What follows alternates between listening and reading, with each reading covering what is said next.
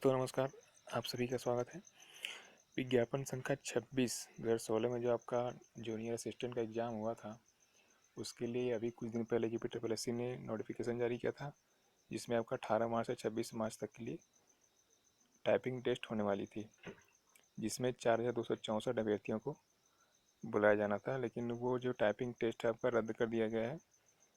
देखिए, दूसरे पैरा में साफ लिखा है, उक्त परीक्षा से संबंधित समस्त अभ्यर्थियों को इधर द्वारा सूचित किया जाता है कि उक्त टंकण परीक्षा जो दिनांक 18 मार्च से 26 मार्च तक आयोजित की जानी थी, उसे कोरोना वायरस के संक्रमण के संबंधित कोविड-19 बीमारी से बचाव और रोकथाम के दृष्टिगत आयोग की अगली सूची तक स्थगित किया जाता है।